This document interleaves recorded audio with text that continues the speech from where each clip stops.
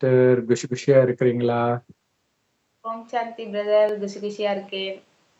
சரி, ஹாப்பி ஹோலி. நாளைக்கு ஹோலி எல்லோருக்கும். இன்னைக்கு நம்ம பார்க்க போறது என்ன அப்படின்னா, மகாவிஷ்ணு ஒரு தூங்கு மூஞ்சியா? எந்த நேரமும் தூங்கிட்டே இருக்கிறாரு மனுஷன். நீங்க பாத்தீங்கன்னா அம்மன் கூட அந்த மாதிரி இருப்பாங்க. பட் மகாவிஷ்ணு வந்து ரொம்ப ஃபேமஸ். அம்மன் வந்து எப்பயுமே தூங்கிட்டு இருக்கிற மாதிரி இருக்காது. அது ரேர். அம்மன் தூங்கிட்டு இருக்கிற மாதிரி காட்டுறது ரேர்.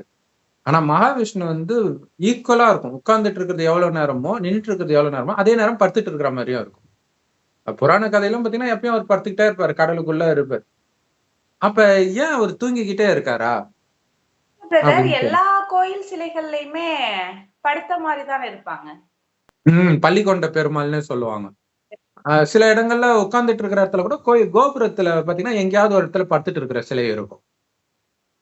சூப்பரா இருக்கும் அது. அந்த பாம்பு மேல படுத்துட்டு இருப்பாரு. அப்ப ஒருத்தங்க எப்ப படுப்பாங்க?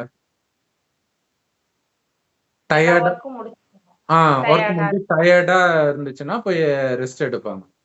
தூங்கும்போது அதே மாதிரி இருக்கும். அதுவுமே டயர்டுனால தான் தூங்க போறோம். அடுத்தது இறந்தாலும் படுத்துட்டு தான் இருப்பாங்க. சோ இந்த 3 விஷயத்துல தான் படுத்துட்டு இருப்பாங்க. இன்னொரு விஷயம் வந்து மயக்கடிச்சு விழுந்தாலும் படுத்துட்டு இருப்பாங்க.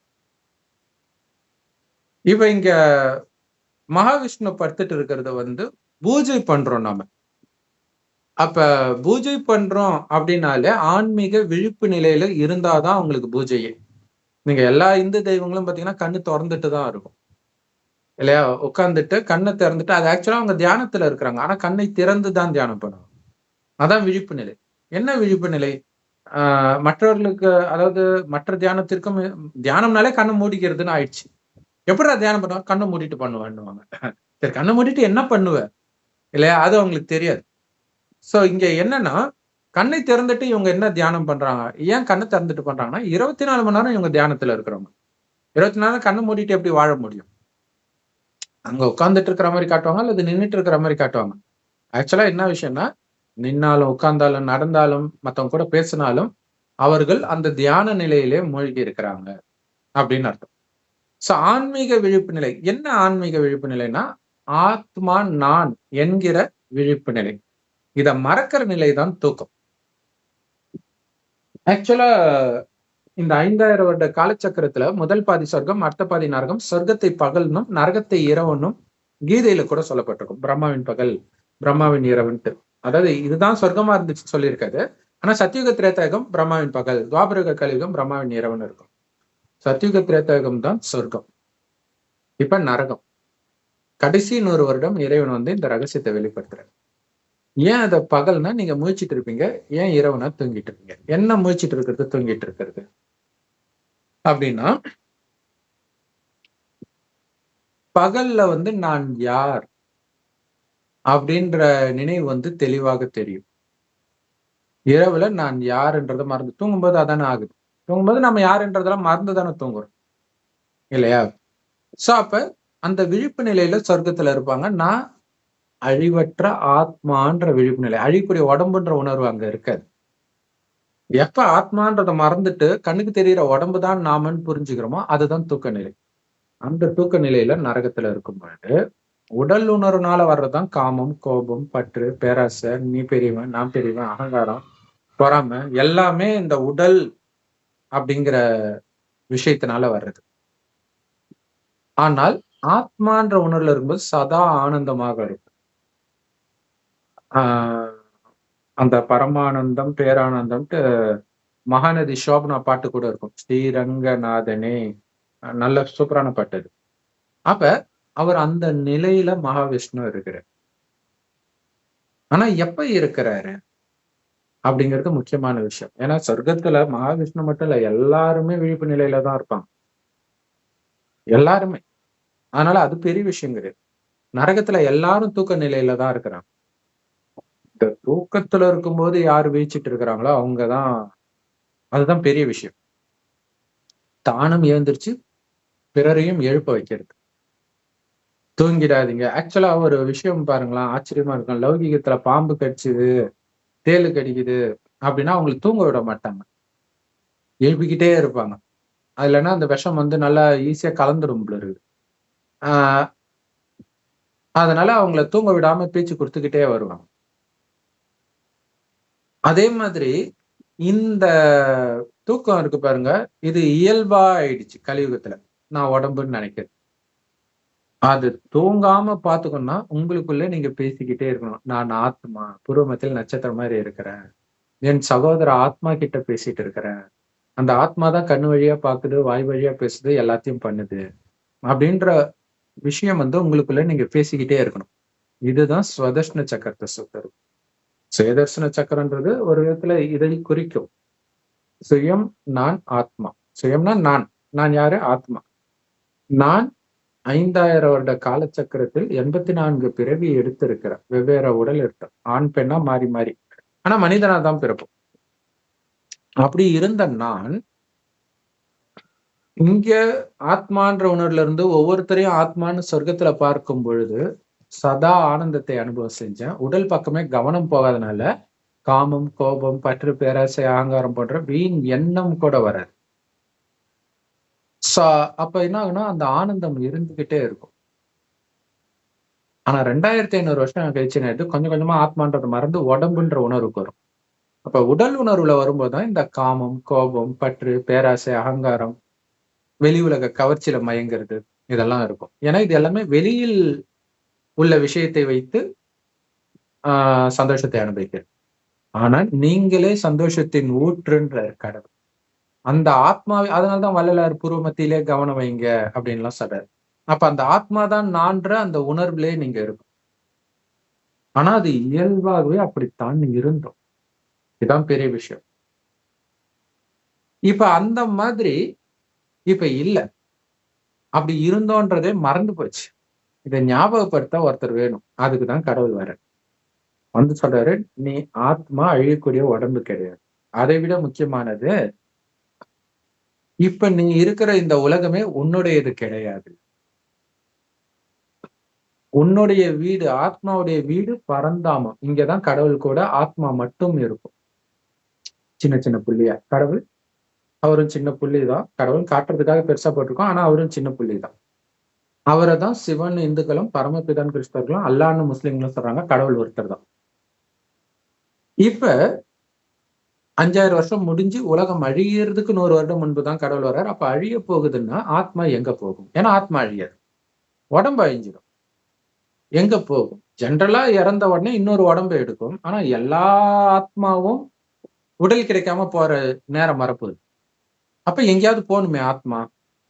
அழிச்சிட்டு போறதுக்கு தான் கடவுள் வந்திருக்காரு. எங்க இருந்து வந்துமோ அந்த பரந்தாமத்திற்கு. அதான் பரலோகம்னு கிறிஸ்தவர்கள் சொல்றாங்க. அப்ப என்ன பண்ணா அதையே நினைவு பண்ணிக்கிட்டு இருக்க சொல்றாரு. பரந்தாமத்தையே நினைவு பண்ண பரந்தாமத்துல பரமாத்மா சிவபெருமானை அப்பான்னு அன்பா நினைவு பண்ணிட்டே இருங்க. செம்பொன் நிறமான ஒளி உலகத்துல ஜோதி மாதிரி. இப்ப இறைவனை நினைக்க ஆத்மாவில இருக்கிற காமம், கோபம், பற்று, பேராசை, அகங்காரம் போன்ற அழுக்கு எரியும். பரந்தாமத்தையே நினைவு செய்ய ஆத்மா உடலை விட்டவுடன் எதை நினைக்கிறீங்களோ அங்க போயிடும். ஏன்னா இப்ப அங்க போகணும். இங்க இருக்கக்கூடிய எதையும் நினைக்கக்கூடாது. அங்க போயிட்டு சொர்க்கத்துக்கு வரப்போறோம். அப்ப சொர்க்கத்துல காமம், கோபம், பற்று, பேராசை, அகங்காரம்னா என்னன்னே தெரியாது. கணவனும் மனைவியும் நமக்கு ஒரு வாரிசு வேணும்னு நினைக்கும் போது மனைவி கர்ப்பமாவார். சோ அங்க காமமே இருக்காது. அதனாலதான் அங்க வந்து வாழ்ந்தவர்களை கோயில் கட்டி கும்பிடும். அப்படி இருந்தது நீங்க தான். அதை மறந்து தூங்கிட்டு இருக்கிறீங்க. உடம்புன்னு நினைச்சிட்டு நீங்க யாருன்றதே மறந்து தூங்குறீங்க. எழுந்திரீங்க. செத்து போன மாதிரி இருக்குது ஆத்மா. அப்ப செத்து போன பணத்தை கல்லறையில புதைப்பாங்களே, அப்ப இந்த உடம்பு கல்லறை ஆயிடுச்சு. இதுல இருந்து ஏந்திரிங்க. இததான் பைபிள்ல இறுதியில் கல்லறையில இருந்து எழுப்புனது. உடல் உணர்வுல இருந்து ஆத்ம உணர்வுக்கு எழுப்புறதுதான் சொல்லப்படுது. இப்ப ஆத்மான்ற உணர்வுலயும் இருக்கணும். அந்த ஆத்மாவுடைய வீட்டுக்கு நான் போக போறேன். அப்ப அங்க இறைவனை நினைச்சுக்கிட்டே இருக்கிறீங்க இல்லையா? அப்படி நினைக்கும் போது என்ன ஆகும்னா, கடவுள் சொல்றாரு, என் நினைவிலேயே இருந்துட்டு வேலை செய்யறது எடுத்த உடனே வராது. முயற்சி கவனம் தான். கவனம் கொடுத்துக்கிட்டே இருக்கணும் இல்லையா? ஒரு லவ் பண்றவங்க வந்து ஃப்ரெண்டு கூட பேசிட்டு இருப்பாங்க. ஆனா மைண்ட்ல லவ்வரை பத்தி நினைப்பே ஓடிட்டு இருக்குமே. அந்த மாதிரி அது மனசுதான். அதே மாதிரி இறைவனை நீங்க நினைச்சுக்கிட்டே இருக்கணும். அவரை காதலனா நினைங்க. என்ன நினைச்சா அவர் நினைவுலே இருக்குமோ அப்படி நினைச்சுக்கிட்டே நினைக்க ஆத்மா தூய்மையாது.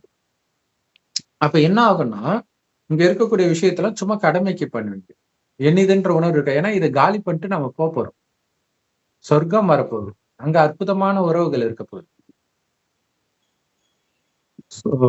கடவுள் சொல்றது என்ன அப்படின்னா, உங்களோட ஆத்மான்னு உணர்ந்து என்ன நினைவு பண்ணிக்கிட்டே இருங்க. செவ்வானத்தில் நட்சத்திரம் மாதிரி இருப்பாரு. சோ அப்படி நினைக்க நினைக்க என்ன ஆகணும், நீங்க காரியம் செய்யற உணர்வே இருக்காது. காரியம் கை செஞ்சுட்டு இருக்கணும், புத்தி இறைவனை நினைச்சிட்டு இருக்கணும். எதையுமே பண்ணாம நினைச்சிட்டு இருக்கிறதுன்னு அர்த்தம் கிடையாது. நாள் ஃபுல்லா அப்படியே இருந்தா என்ன பண்றது இல்லையா? காரியம் செய்யணும், புத்தி மட்டும் இறைவன் கிட்டே இருக்கணும். அப்ப என்ன ஆகுனா, அந்த தூங்கிட்டு இருக்கும்போது வரக்கூடிய அந்த ஓய்வு நிலைய நீங்க காரியம் செஞ்சுக்கிட்டே இருப்பீங்க. ஏதோ ஒரு ரோபோ வேலை செய்யற மாதிரி இருக்கும் அந்த நிலை. ஏன்னா அந்த நிலையில் தான் மகாவிஷ்ணு இருக்கிறார். எப்ப இருக்கிறாருன்னா, இங்க கலியுகத்துல இருக்கு. கலியுகத்தின் இறுதி 100 வருஷம் சங்கமயுகம்னு சொல்லுவோம். அதாவது ஞானத்தை எடுத்துட்டா நீங்க சங்கமயுகத்துக்கு வந்துட்டீங்க. இவரு அங்க போய் மகாவிஷ்ணு ஆவர். ஆனா மகிமை எல்லாம் இப்ப பண்ற முயற்சிக்கு தான். இதை மற்றவர்களுக்கும் சொல்லிக் கொடுக்கிறார். அப்ப தானும் விழித்திருந்து பிறரையும் விழிக்க வைக்கிறது. இந்த ஞானத்தை கொடுக்கறது தான் உங்களை எழுப்புறது. ஆக்சுவலா மகாவிஷ்ணுக்கு பரந்தாமன் ஒரு பேர் இருக்குது.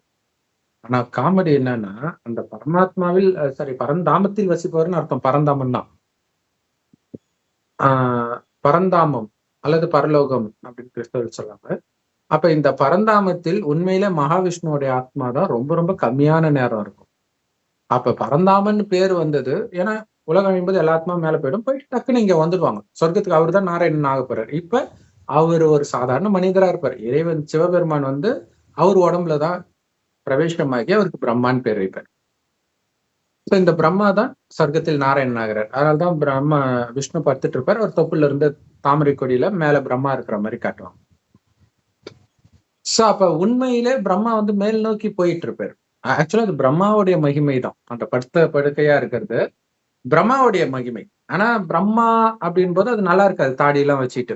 அப்ப கீழே விஷ்ணு அழகா இருக்கிறதுனால அவர் படுத்துட்டு இருந்தாலும் அவரை தானே நம்ம விரும்புறோம். அது பிரம்மாவுடைய மகிமை. நீங்க எந்த கோயில் பள்ளிக்கொண்ட பெருமாள் எங்க போய் பாத்தீங்கன்னாலும் சிலையெல்லாம் இருக்கும் நிறைய ஊர்ல. மேல பிரம்மா இருப்பாரு. ஆனா ஐயர் எங்க மூஞ்ச காட்டுவார், தீவார்த்தனை காட்டுவார், முகத்துக்கிட்டதான் காட்டுவாரு. விஷ்ணு முகத்துக்கிட்ட தான் காட்டுவார், பிரம்மா முகத்துக்கிட்டே காட்ட மாட்டான். அப்ப அவரு நான் தான் மகாவிஷ்ணுன்ற போதையிலும் பரந்தாமத்திலேயே இருக்கிறவன் நான். அந்த மகாவிஷ்ணு ஆகிட்டு இருக்கிறேன், பரந்தாமத்துல இருக்கிறேன். வெறும் ஆத்மானா பிறரையும் ஆத்மான்னு தான் பாக்குறேன். அப்ப பிறரை ஆத்மான்னு பார்க்கும்போது எந்த விதமான துக்கமும் உங்களுக்கு அனுபவமாக, சுமை அனுபவமாக. இந்த குடும்பத்துல இருக்கிறவங்க நான் பாத்துக்கிறேன், அவ்வளவுதான். மற்றபடி அவங்க இந்த உறவுன்னு நினைக்கும் போதுதான் நமக்கு பிரச்சனை ஆகும். சோ இன்னைக்கு கலத்தொடர்புல நிறைய பிரச்சனை வர்றதுக்கு அதுதான் காரணம். அதை நம்ம ஏற்கனவே கூட வீடியோ போட்டிருக்கிறோம். இன்னும் கூட அடுத்த வீடியோ அதை பத்தி போடலாம். சோ இங்க பரந்தாமத்துல புத்தியினால இப்ப இருக்கிறார். இங்க உடல், அதாவது பரந்தாமத்தில் வசிப்பவர்னு. பரந்தாமத்துல அது சுயநினைவு இல்லாம அங்க இருக்கும் எல்லா ஆத்மாவும். அங்க சுயநினைவே யாருக்கும் இருக்காது. அது மகிமை இல்லை. இங்க இருந்துகிட்டே அங்க புத்தியில இருக்கிறது, அங்கேயே வாழ்ந்துட்டு இருக்கிறது. அதுதான் அந்த தூக்க நிலையில், ஆனந்த நிலையில் அவர் இருக்கிறாரு அப்படின்னு சொல்லப்பட்டிருக்குது. சோ நான் நாராயணன்ற அந்த போதையில இருந்துகிட்டே இருக்கிறாரு. அவரு ஏறிக்கிட்டே போறாரு. உண்மையான அதாவது கண்ணை திறக்கிறது, கண்ணை திறக்கிறது அப்படிங்கிறது இதுல இருக்கும். இந்து மதத்துல ரொம்ப முக்கியமானது. ஒரு சிலையை வச்சாங்கன்னா எடுத்தோடனே கண்ணு திறக்க மாட்டாங்க, கடைசியா தான் கண்ணு திறப்பாங்க. கண்ணு மூடிதான் இருக்கும் சிலை ஃபர்ஸ்ட் செய்யும் போது. அதுக்கப்புறம் கண்ணை திறக்கிறதுன்னு ஒரு ஸ்பெஷல் நாளா பார்த்து செய்வாங்க. அவ்வளவு வீட்டிலேயே நீங்க லக்ஷ்மி இந்த மாதிரி சாமி சிலைகள்லாம் அந்த மரத்துல இல்ல கதவுலயோ செய்யறாங்க அப்படின்னா கண்ணு திறக்க மாட்டாங்க, ஃபர்ஸ்ட் கடைசியா தான் திறப்பாங்க. இப்ப அதோடைய நினைவு இருக்குது பாருங்க இல்லையா?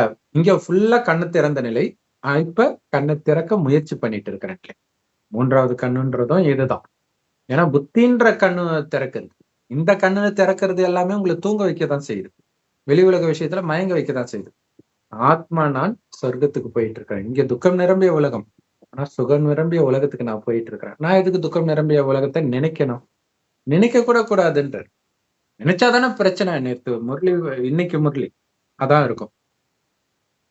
தீவிர முயற்சினா நடந்ததை நினைக்க கூட கூடாதுன்ற. அப்ப உங்களுடைய கவனம் ஃபுல்லா அந்த சொர்க்கம் எதிர்காலத்திலேயே இருக்கணும், அங்கேயே வாழ்ந்துட்டு இருக்கணும். இப்ப ஏன்னா இங்க இருக்கிற இடம் உங்களுக்கு நரகத்தை துக்கத்தை கொடுக்கக்கூடியது. இங்க இங்க நினைச்சீங்கன்னா துக்கம் தான் வரும். ஏன் எதுக்குன்னு சண்டை போட்டு அது இன்னும் இன்னும் பிரச்சனையை உண்டாக்கும். நான் சொர்க்கத்துக்கு போயிட்டு இருக்கிறேன். அங்கதான் எனக்கு பெர்ஃபெக்டான அப்பா அம்மா, கணவன் மனைவி, குழந்தை, நண்பர்கள், உறவினர்கள், டீச்சரு, சகலமும் அற்புதமான உறவாக அங்கதான் இருக்கும். இங்க எல்லாமே துக்கத்தை தான் கொடுக்கும். அதனால இப்ப இறைவன் என்ன சொல்றார், நீயே அழியக்கூடிய உடம்பு கிடையாது, ஆத்மான்னு உணர், வெறும் ஒளி. இப்ப அந்த ஒளி மாதிரிதான் எல்லா ஆத்மாவும் ஒளிதான், பரமாத்மாவும் ஒளிதான். சோ மற்றவர்கள் நினைக்கிறது பதில் என்னை நினை, ஆத்மாவுக்கு இன்னொரு ஆத்மா அனைத்து உறவுமாக இருக்குது, பரமாத்மா. நீ அப்பாவை நினைக்கிறியா, அப்பாவுடைய அந்த தூய்மையான அன்பை நான் கொடுக்குறேன்.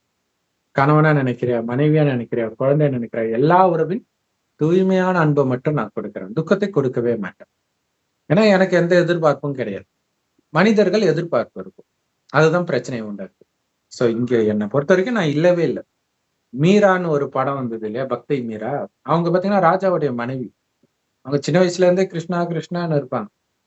அவங்க பாட்டுக்கு எனக்கு கிருஷ்ணர் கோயில் கட்டி கொடுங்கன்னுட்டு அவங்க பாட்டுக்கு கோயில்லே இருப்பாங்க. இவங்க எல்லாம் என்ன ஒரு ராணி போய் கோயில்ல உட்கார்ந்துட்டு இருக்கிறாங்க, சன்னியாசி மாதிரி. அதை பத்திலாம் அவங்களுக்கு அவங்களுக்கு வந்து அந்த கிருஷ்ணர் போதையே போதை. அவங்கள விஷம் வச்சு கொல்லலாம் நினைப்பாங்க. இது என்ன நம்ம குலத்துக்கே கெட்ட பேரா இருக்குது அப்படி இப்படின்ட்டு. அதையும் சாப்பிட்டு போவாங்க, ஒண்ணுமே ஆகாது. அவங்க ராஜாவோட மனைவியா மகளா பிரதர்? மனைவின்னு சொல்லிட்டீங்க. மனைவி, ராஜாவுடைய மனைவியா தான் மனைவி. அவங்களும் சரி, மகாதேவி அக்கான்னு கர்நாடகால இருந்தாங்க, அவங்களும் ராஜாவுடைய மனைவி. சோ அந்த அவங்களுக்கு வந்து அந்த சொத்து போறது அதெல்லாம் முக்கியம் இல்லை, அதை பற்றி சிந்தனையே இல்லை. சிந்தனை இருந்தாதானே ஒரு ஒரு ஒரு பதவியை பிடிக்கிறதுக்காக என்னென்ன வெட்டு குத்தெல்லாம் நடக்குது. அங்க ராஜ பதவி அவங்க அதுல இல்லவே இல்லை. அதனாலதான் இப்ப ராஜா டென்ஷன் ஆகுறாரு, ராஜா வீட்டுல இருக்கிறவங்க டென்ஷன் ஆகுறாங்க. ஆனா அவங்க ஆனந்தமா இருந்தாங்களே, யார் புத்திசாலி இல்லையா? பட் இருந்தாலும் அதுல லாபம் கிடையாது, அது ஒரு பாவனை. ஆனா இங்க உண்மையிலே இறைவன் வந்து சொல்றாரு, நான் இப்படி இருக்கிறேன், நினைக்க நினைக்க உங்க ஆத்மா தூய்மை ஆகும் அப்படின்ட்டு. சோ இப்ப அந்த தூய்மை ஆகுற லட்சியத்தை வைத்து, நாராயணன் ஆக போறேன் அந்த லட்சியத்தை வைத்து இறைவன் நினைவிலே மூழ்கும் பொழுது சுத்தி நடக்கிற எதுவுமே உங்களுக்கு தெரியக்கூடாதுன்றது. ஜஸ்ட் இப்ப ஒருத்தன் திட்டிட்டு போயிருப்பான், போன ஜென்மத்துல ஏதோ திட்டினா மாதிரி இருக்குது, அப்படி இருக்கணும்ன்றாரு இன்னைக்கு முரளியில. கடந்து போன விஷயம் போன ஜென்மத்துல நடந்தா மாதிரி இருக்கணும் உங்களுக்கு, டக்குன்னு முற்றுப்புள்ளி வைக்கணும், அதான் ஃபுல் ஸ்டாப் அப்படின்னு. சோ அந்த நிலையில இல்லையா, நம்ம தூங்கிட்டு இருக்கும்போது என்ன பண்ணுவோம், கண்ணு நல்லா முடிக்கும், பத்தங்கிடுச்சுன்னா காதை முடிக்கும், கதவெல்லாம் சாத்திக்கும். அந்த மாதிரிதான் கலியுகத்தை பொறுத்த வரைக்கும் தூங்கிட்டே இருக்கு. கலியுகத்தின் எந்த விஷயமும் எனக்குள்ள போகக்கூடாது, காதுக்குள்ள போகக்கூடாது, கண்ணுக்குள்ள போகக்கூடாது, மனசுக்குள்ள போகக்கூடாது. கலியுகத்தை பொறுத்த வரைக்கும் நான் செத்துட்டேன், பரந்தாமத்திலே இருக்கிறேன். சொர்க்கம், சொர்க்கம் பற்றிய ஒரு கனவு காண்ற மாதிரியே இருக்கும். அது கனவா நினைவானே தெரியாது. கட்சியில இந்த நிலை பக்காவானோன்னு உலக அழிவு ஸ்டார்ட் ஆயிடும். அந்த நேரத்துல சொர்க்கத்தின் காட்சியை உங்களுக்கு தெரிய ஆரம்பிச்சிடும். இப்ப நீங்க பண்ற முயற்சி, இப்ப நீங்க முயற்சி பண்ணி நினைக்க ட்ரை பண்ணுங்க, அங்க நிஜமாகவே சொர்க்கத்தின் காட்சி வந்துடும். உலகத்துல எல்லாம் துடிப்பாங்க. ஏன்னா இப்ப உலகத்துல வெளி உலக புலனின்பத்துல மூழ்கி கிடக்குறாங்க இல்லையா, கடைசியில அவங்களால இப்படி எல்லாம் கான்சென்ட்ரேஷன் எல்லாம் பண்ண முடியாது. ஞானம் கிடைச்சா கூட இறைவனை நினைங்கன்னு அதுவுமே அவங்களால நினைக்க முடியாது. ஏன்னா இறந்து போனவங்க, பெரிய பெரிய உருவம் கொண்டவர்களை நினைக்கணும். டைனோசர் நினைக்க சொன்னா நினைப்போம், கடவுள் ஒரு சின்ன புள்ளியாச்சு, நினைக்க முடியாது இல்ல. சோ அப்ப அந்த நேரத்துல நாம இந்த நினைவின் பலனை பார்ப்பாங்க கண்ணு முன்னாடி. ஐயோ, நான் அப்பயே நினைச்சிருந்தா நானும் சந்தோஷமா இருந்திருப்பேனே, சொன்னாங்களே துக்கம்னு. நான் என்ன சொன்னேன், திமிரா சொல்லியிருப்பேன், உலகம் அழியுதா, எல்லாருக்கும் தானே அழியுது, அப்ப பாத்துக்கலாம். அப்ப என்ன பாப்ப, உலகம் அழியுதுன்னா நீ செத்து போக மாட்ட, செத்து போனாலும் உடம்புதான் போகும், பேயா இங்கேயேதான் சுத்திட்டு இருப்ப. அப்ப அந்த மனம் என்ன ஆகும்? சோ அதுக்குதான் இப்பவே எனக்கு இறைவனை தவிர யாருமே இல்லைன்ற அந்த போதையிலே இருங்க. அந்த போதையில மகாவிஷ்ணு இருக்கு. சோ அவருடைய மனம் தூங்கிக்கிட்டு இருக்குது, ஆனந்தமா பரந்தாமத்துல ஓய்வு எடுத்துட்டு இருக்குது. கை கால் எல்லாம் வேலை செய்யும், அவர் தூங்கிட்டு இருக்கிறவரைய வச்சு கும்பிடுவாங்க. எல்லாரையும் விட அதிக சேவையை அவர் தான் பண்றாரு, பறந்து பறந்து. வேலை செய்யாம இல்ல, ஆனா வேலை செய்யற உணர்வு அவருக்கு இல்லை, தூங்கிட்டு இருக்கிற உணர்வு இருக்கு. ஏன்னா பரந்தாமத்திலே அவருடைய புத்தி இருக்கு. சோ இதுதான் மகாவிஷ்ணு தூங்கிக்கிட்டே இருக்கிற மாதிரி காட்டியிருக்கு. சோ இன்னும் நிறைய ரகசியங்கள் எல்லா பிரம்மகுமாரிகள் ராஜயோக தியான நிலையத்திலும் முற்றிலும் இலவசமா கிடைக்குது.